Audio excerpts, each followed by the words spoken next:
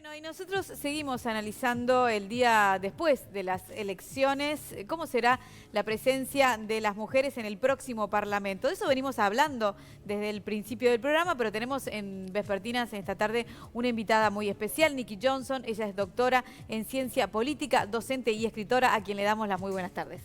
Tardes. Gracias por venir. Tenemos material que queremos compartir con ustedes, algunas placas ilustrativas del tema que vamos a estar desarrollando. Y en primera instancia te proponemos comentar para los televidentes lo que ha sido la evolución de la representación desde el año 1984 hasta la fecha. Y ahí estamos arrancando contigo el tema. A ver si lo tenemos por ahí.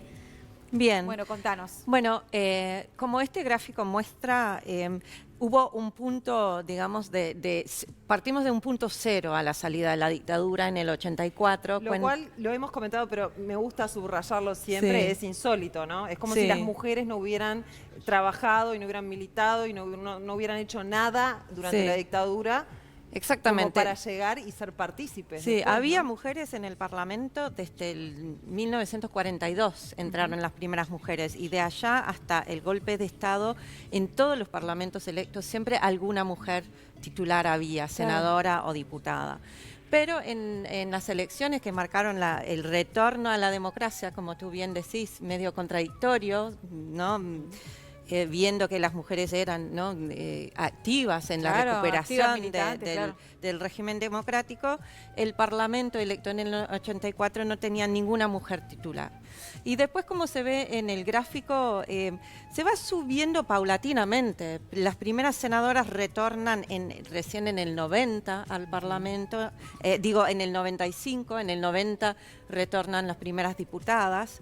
Y hay un crecimiento muy paulatino, gradual, hasta el hito de la aplicación de la ley de cuotas por primera vez en el 2014, donde se ve claramente en el gráfico el salto que se da.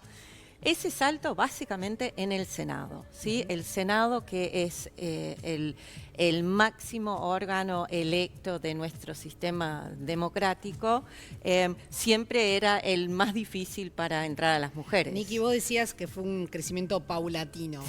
¿Tendría que haber sido más rápido? O ¿cómo ves esta evolución más allá de ese paulatino? Fue como 30 años, ¿no? Mira, cuenta, 30 años. Sí, bastante. Porque se habla mucho siempre de que Uruguay está de avanzada en muchos otros ámbitos. Entonces, ¿Cómo lo ves? En realidad hay una contradicción con lo que fue, por ejemplo, la inserción de la mujer en el mercado laboral en Uruguay, donde se aumenta muy rápidamente. Los derechos de la mujer mismo, porque más allá de que recién votó por primera vez en el 38, de todas maneras igual la Constitución del 18 ya le daba derechos civiles a la mujer, ¿no? Cívicos. Y entonces es raro porque al principio había como una evolución mucho más grande con los primeros movimientos sufragistas, acá en Uruguay también. O sea, todo eso iba rápido. Después llegaron bastantes mujeres al Parlamento, al primer Parlamento al que accedieron en el 42, es bastante como número. Y todo eso iba bien y de golpe un freno. Esto, ¿no? Es como un freno. Sí, tiene que ver, digamos, lo que nosotros hemos estudiado desde el área de política, género y diversidad en el Instituto de Ciencia Política. Lo que se nota son una combinación de cosas, ¿no? Hay un sistema electoral, además el sistema electoral, el sistema de partidos uruguayo, a pesar de los cambios en el mapa de estas elecciones, es un sistema muy estable, ¿no? Tanto los partidos como el sistema electoral, con el cambio constitucional que hubo en el 96, pero la forma de elegir y las características de los partidos uruguayos, con una fraccionalización interna muy alta, ¿no? Hay muchos sectores dentro de un partido. Estos son aspectos, y después que se elige la mitad de los diputados en distritos muy chicos en el interior, donde el efecto de eso es que el único lugar relevante de la lista es el primer lugar, ¿sí?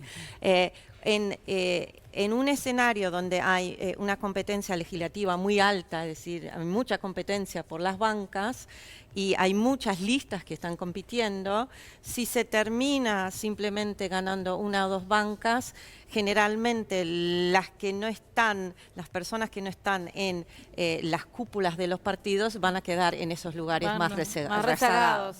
Entonces nunca van a salir electos. Entonces el tamaño de las circunscripciones chicas, más el alto índice de fraccionalización en los partidos uruguayos, siempre tenía un efecto de excluir a los que no estaban en los lugares de poder, es decir, los primeros dirigentes de las listas.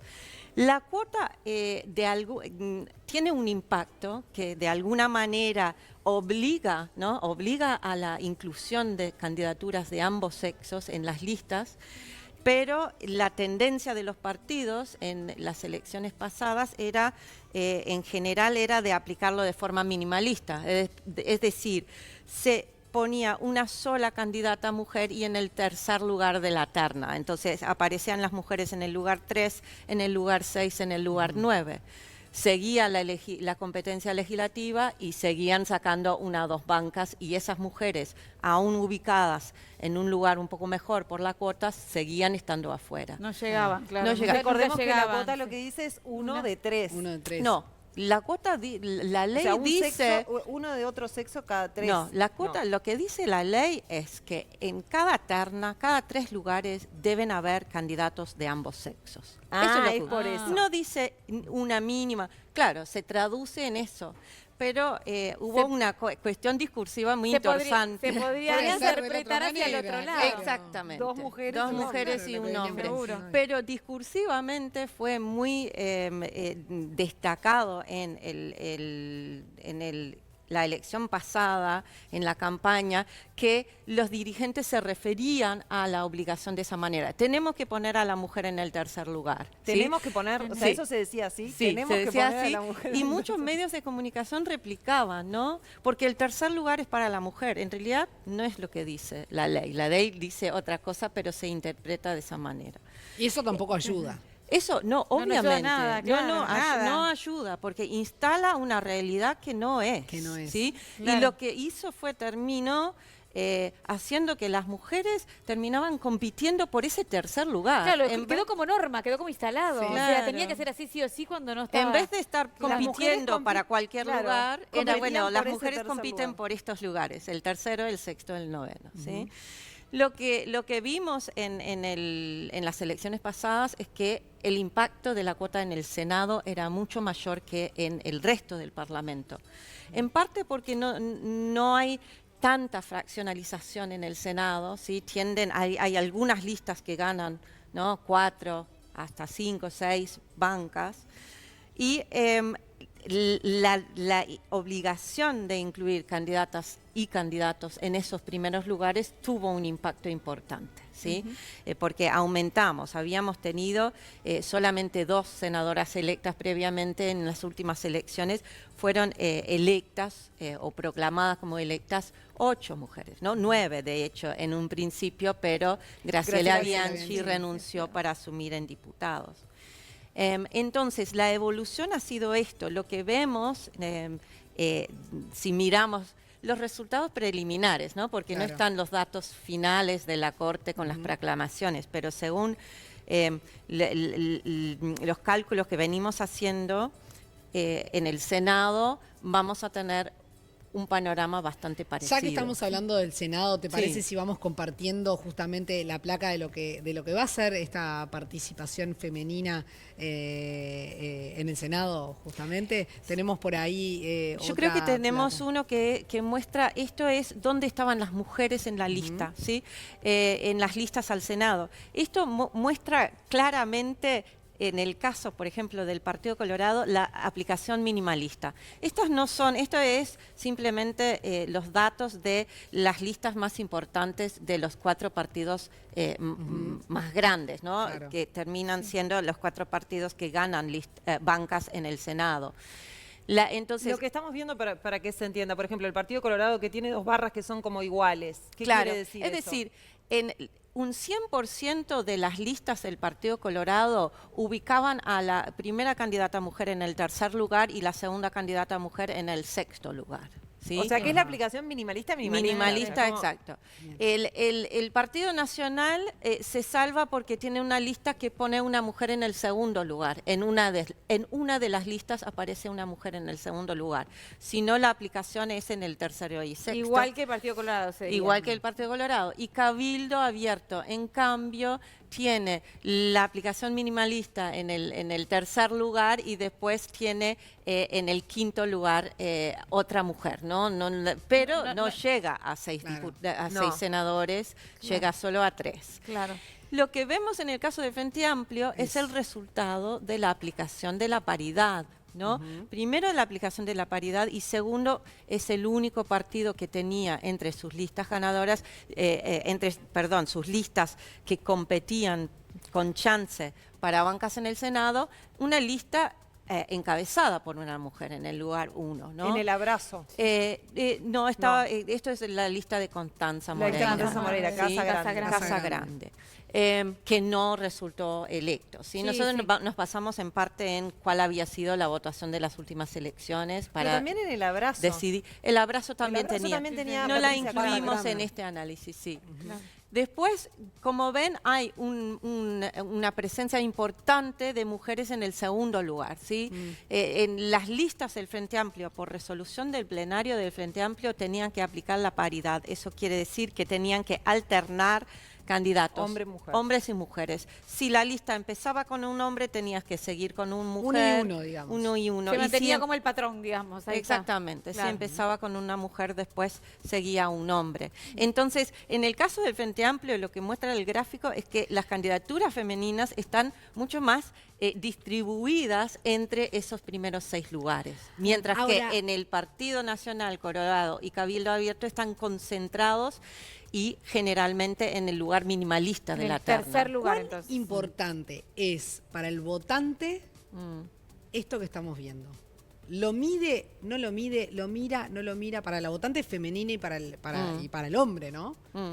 ¿Es trascendente esta...? Yo creo que para algunas personas sí, algunas personas que conscientemente quisieran que haya más mujeres en el Parlamento. Sabemos que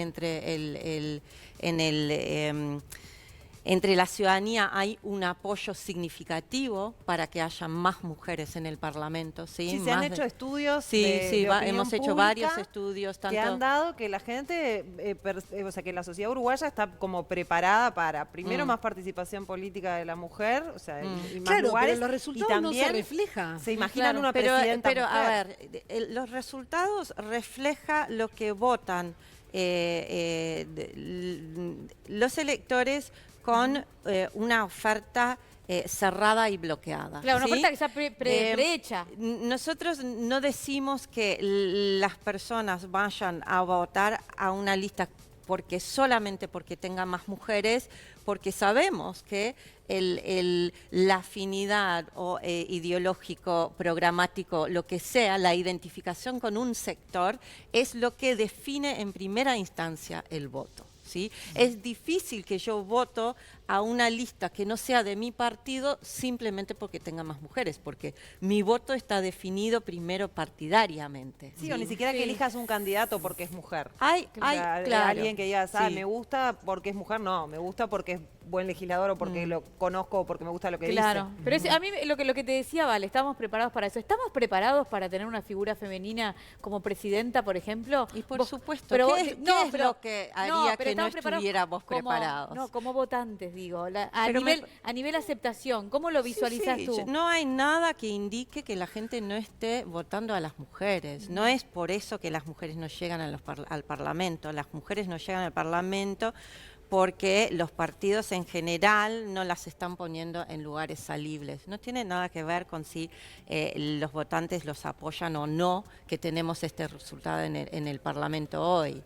Tiene que ver con el sistema electoral, el sistema de votación. Hay otros países donde a una propia lista, a una lista de un sector o de un partido, los votantes pueden elegir dentro de la lista quiénes serían su primero o segundo. Es decir, una lista abierta, ¿no? No está, o desbloqueada. Está bueno. No es mala idea, ¿eh? Se puede ubicar, cambiar el orden de los candidatos. Ahí sí podríamos medir muy claramente cuánto el electorado apoya a las mujeres o no. Porque con el sistema electoral actual, esa no es algo que podemos medir de forma digamos, exacta. Porque en las elecciones internas de los partidos hubo candidatas mujeres y sin embargo no tuvieron el apoyo, un gran apoyo, digamos. Pasó con Cose, pasó con, bueno, Verónica Alonso después se bajó, Constanza Moreira. No ganó la mayoría, pero tuvo una muy buena votación. Votó mejor que Astori cuando él compitió en las internas.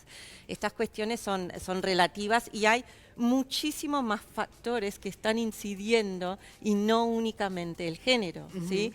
Lo que yo creo que es más importante acá, porque ubicar el problema en el electorado me parece que es un error. Esto no es un problema del electorado. Claro, es la oferta. Sí, si la oferta que brindan los partidos fuera más diversa, más paritaria en términos de género, tendríamos un parlamento lleno de mujeres. Y ahí, yo lo pongo en otra... no sería al revés, no sería, no los van a votar. Porque yo lo pongo en otra cosa, que es una dificultad que tienen las mujeres y tienen también los jóvenes. El tema del dinero. Sí, candidatearse y llegar a algún lugar es un problema, o sea, tener visibilidad y lograr, es carísimo seguro hacer una carrera política en el sentido de intentar llegar a un lugar de poder o un buen lugar en una lista. Hay que tener bolsillo, ¿no? Hay que tener bolsillo, sí. Esto lo vemos cuando miramos después las cuentas, ¿no?, de los partidos, ¿no?, las rendiciones que hacen, de cuánto gastan. Esto siempre, no solo en este país, pero en los estudios que ha hecho, por ejemplo, la Unión Interparlamentaria a nivel internacional, muestran que en general las mujeres tienen menos acceso a financiamiento para sus campañas que los hombres. Esto se deriva en algunos países en campañas específicas para juntar fondos para apoyar a candidaturas femeninas. Por ejemplo, en Estados Unidos, Emily's List, que es una campaña para juntar fondos para candidatas demócratas. Pero acá esto es uno de los obstáculos que existen, sí, para hacer la campaña. Las elecciones uruguayas son muy particulares en ese sentido. Son miles de candidaturas. Si uno mira la lista, ¿no? Tuvimos casi 1000 listas presentadas en 998. Cada lista lleva 30, 40 candidatos. Estamos hablando de 40.000 candidatos. Digamos, es un número que es absurdo pensar que las personas pueden realmente elegir el candidato o la candidata, ¿no? La idea es que votan a la lista porque es la lista de un partido, de un sector del partido que representa algo en términos o ideológicos o programáticos que identifica ese sector. Ahora, de acuerdo a lo que has venido estudiando, ¿vos considerás que hay quienes piensan que los líderes deben ser hombres?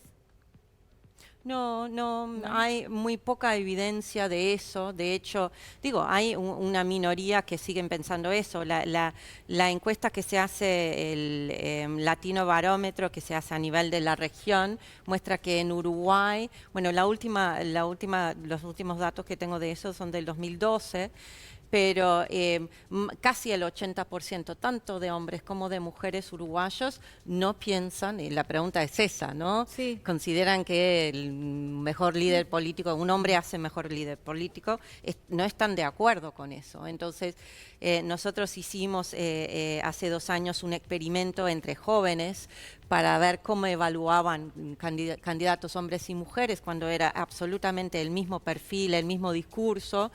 Y ahí en realidad no vimos una preferencia para nada.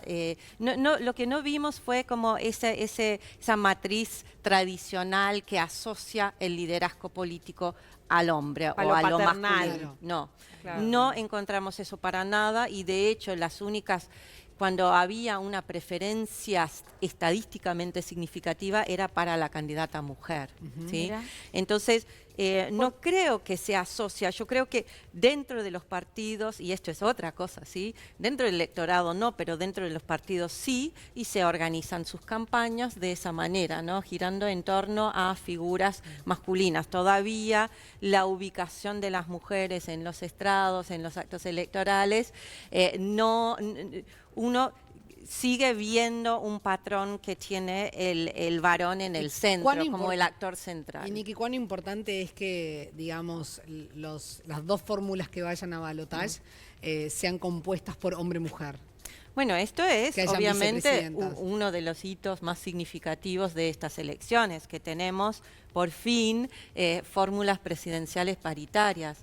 De hecho, yo me acuerdo hace muchos años cuando yo estaba acá yo vine a radicarme acá en el 99 y en esas primeras elecciones con la nueva constitución, las nuevas, ¿no? Las elecciones Las nuevas internas, reglas. ya se estaba hablando en ese momento, yo me acuerdo de unas entrevistas que decían, ay, no debería ser un varón y una mujer, porque se había planteado la cuota como parte de la reforma constitucional, no salió, pero estaba en el tapete. Y en cada una de las elecciones se vuelve a plantear, bueno, esta va a ser las elecciones en que tengamos fórmulas paritarias, y recién en esta es que llegamos a esta realidad. Esto es muy importante y es una de las cosas que hace que, bueno... Es que no solo lo llegaron, sino que además están compitiendo, digamos, en el balotaje. O sea, va a ser una realidad. Sea quien gane, va a haber una vicepresidenta. Exactamente. Vamos a tener por primera vez una mujer vicepresidenta electa, ¿no? Porque ya tenemos, claro, pero no fue electa por el pueblo. Exactamente. Entonces, eso es un Parece hito igual. importante y además...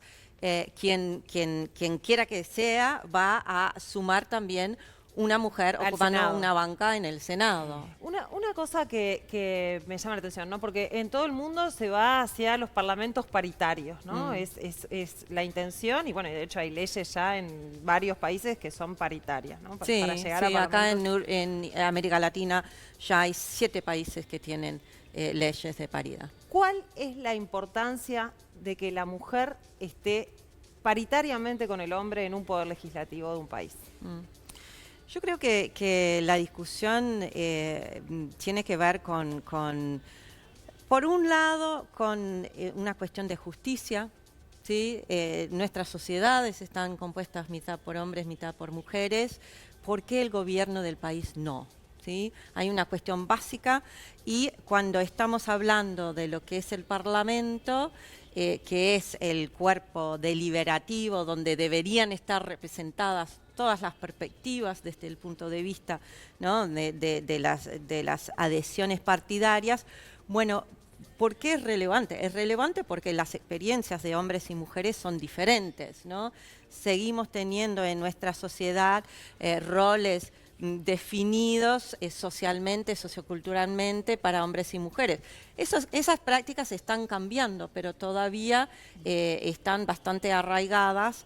Porque la mujer sabe qué es vivir como mujer, más allá de que sea alguien que trabaje por el género desde un lugar... Sí, ¿no? Por eso yo no quiero decir que no hay hombres que puedan también representar a mujeres, ni que hay mujeres, que las mujeres solo pueden representar a las mujeres. Pero sí es verdad que hay ámbitos de la vida, aspectos de la vida, el que los cuidados siguen siendo los cuidados femeninos. es el ejemplo Son como inherentes, arquetípico, claro. que bueno, no es que son inherentes, sino que se han encargado las mujeres de resolver el tema de los cuidados, y la sociedad sigue mayoritariamente ¿no? Esperando que las mujeres dejando esa responsabilidad en las mujeres. Claro. desarrollen esas actividades. Y bueno, si nosotros miramos la agenda legislativa, entran los temas de género, por ejemplo, la violencia doméstica, el tema de los cuidados, la salud sexual y reproductiva, entran a la agenda a manos de legisladoras mujeres. Sí. Claro. La primera Precisan, infancia. precisan sí del apoyo después de varones, porque seguimos teniendo un 80% de varones en el Parlamento, pero esos temas entran por presión de afuera del movimiento de mujeres y por la acción de la las bancada mujeres. femenina. Bueno, la bancada femenina es el ejemplo, Claro. digamos, muy específico de cuando las mujeres se juntan y logran avanzar la agenda de género. Sí. Tenemos una última placa en referencia a esto que decías, que en 7 países de Latinoamérica ya existe esta bancada paritaria, digamos, este legislativo paritario. Y esto es la situación de Uruguay en la región con respecto a la mujer en el Parlamento. ¿Es así? Esto sería con estos resultados de hoy, ¿sí? Actualmente, si miramos actualmente la composición del Parlamento, Uruguay en este momento está en el lugar 11 de la región, ¿no? Pero este gráfico que muestra cómo quedaría después de esas elecciones, acá baja al lugar 15. Sí, esto es... Sí, cuando en la región va aumentando, por eso decía, van hacia parlamentos paritarios, es insólito. Sí. Y hubo una observación de la ONU con respecto al resultado de la aplicación de la cuota en el 2014.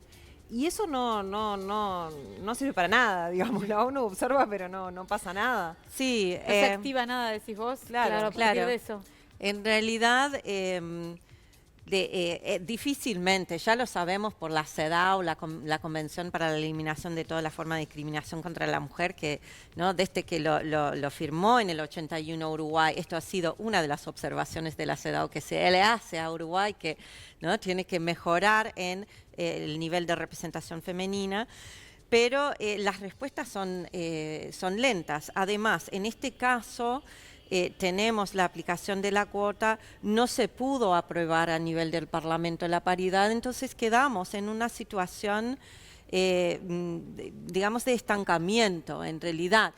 Es más, en este... Retroceso, te sí, diría, porque si estábamos en el 11 mira, pasamos al 15. Claro, en ese escenario sí. En ese escenario sí, y si comparamos con nuestro propio desempeño, en realidad quedamos una meseta. En una meseta. Y entraría una diputada más a la Cámara Baja de lo que fueron electas en el 2014. Entre las que fueron electas en el 2014 y quienes hoy están en el Parlamento, hoy tenemos 23 mujeres en la Cámara Baja, ¿sí?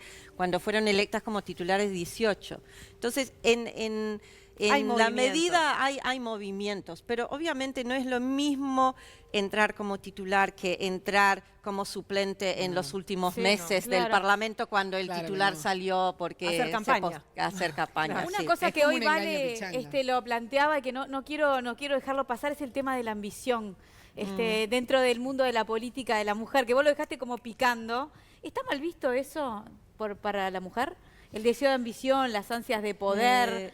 ¿Hay una diferencia entre el hombre y la mujer? Yo creo que se evalúa de forma diferente cuando es un hombre, cuando es una mujer. De alguna manera, las características tradicionalmente asociadas a la mujer no son las de ser competitiva ni de ponerse adelante del resto, ¿no? Las expectativas o los roles tradicionales de la mujer es que, bueno, ella es la que asegura que todo el resto está bien, ¿no? Que es bien el rol tradicional de la mujer dentro de la política, de poner las listas en los sobres, de ir a juntar votos para, ¿no? Mi candidato, ¿no? Eso era mucho ¿no? Cómo funcionaban los clubes políticos, ¿no? Ahí las mujeres hacían todo el trabajo de asegurar que las listas llegaban. Lo ejecutivo, pero digamos, para ¿no? Quien estaba la figura adelante siempre era un varón. Yo creo que eso es difícil. Se está revirtiendo, pero de a poquito. Pero si lo ponemos esto de la ambición, por ejemplo, porque tenemos lo mismo en los cargos de poder en el ambiente privado, ¿no? O sea, en las empresas pasa lo mismo. Es muy difícil ver mujeres en lugares jerárquicos. Entonces, tenemos un tema con la ambición, las uruguayas en particular. Yo creo que es más porque en general lo que muestran los estudios es que los costos son mayores para las mujeres cuando están ocupando esos lugares destacados y expuestas, ¿no? Los costos son muy importantes y los costos no son los mismos que pagan los hombres para estar en esos lugares. ¿A qué te referís con los costos? Y los costos de diferentes tipos. Postergar la familia. Una cosa es la familia y cuál es el costo social de ser vista como relegando a tu familia, ¿no? No es lo mismo. Nadie pregunta al hombre si tiene hijos chicos en casa, a la mujer siempre, ¿no? O es visto como un problema si tiene hijos chicos en casa. Si el candidato es un hombre, no se ve eso ni como un problema para él como candidato, ni como algo que debería ser sancionada socialmente. Pero ahí hay un trabajo que tenemos que hacer las propias mujeres También, pero no creo que sea lo más importante, porque yo creo que esos costos y lo que son pasa reales. Es que el cambio no es desde nosotras como pretendemos que los demás no. Pero yo creo que, cambian. a ver, las mujeres cambian y me parece que hay muchas mujeres que no tienen ningún problema de ambición, que tienen ganas de estar en esos lugares de primera fila y de llegar a ocupar los cargos, y no es por una falta de ambición que no llegan. Es que las que tienen ambición son los que son el mayor peligro para los que en este momento ocupan los lugares, que son los varones, que todavía tienen el control sobre los procedimientos de selección en la mayoría de los casos. Entonces, si una mujer con mucha ambición está seleccionado, probablemente va a dejar Va a poner a un hombre malo. ¿Cómo a la mujer la familia puede ser el cuco, no? Hoy trabajé en una dinámica donde una profesional decía que cuando tenía que atender un cliente, pero tenía la obligación de llevar a su hijo al pediatra, no le decía al cliente, tengo que llevar a mi hijo, le decía, tengo una reunión. Claro, porque lo ubicaba desde ese lugar porque todavía le cuesta que el otro entienda que el otro entienda que es también es parte, algo válido. Claro, que es válido. No sé si ahí no somos las propias mujeres que tenemos que empezar con el cambio de ese Pero paradigma. ella lo decía, claro, lo dijo ante un auditorio de hombres y mujeres. Dice, yo llegué a hacer eso y estoy haciendo eso. Entonces soy yo la que tengo que revisar, de tener que decirle a esa persona, no puedo estar contigo en esta reunión porque tengo que llegar a mi hijo, pero no estamos pudiendo permitírnoslo. Sí, también igual en la política, ¿no? Es como complejo. Claro. Porque vos perdés un tren y es muy difícil volver a subirte al tren. Sí. Obvio. No sé, por ejemplo, yo veo que Mónica Xavier no esté en el Parlamento en la próxima legislatura y me da dolor. Dolor de estómago, dolor de corazón. O sea, y no tiene nada que ver con una afiliación político-partidaria. Claro, Me parece que es una mujer que trabaja de una manera que ha sido consecuente, que ha tenido un trabajo dentro de la política, que te debería estar, claro. Que todavía es joven, digamos. Sí, claro. Sí, hay varias mujeres que quedaron afuera, ¿no? Que buscaban la reelección. Sí, tenemos un recambio importante. Hermoso charlar contigo, ¿eh? Bueno, muchas gracias. Nos vemos más adelante. Sí, por supuesto. Seguimos por acá, Seguimos ¿no? conversando. Sí.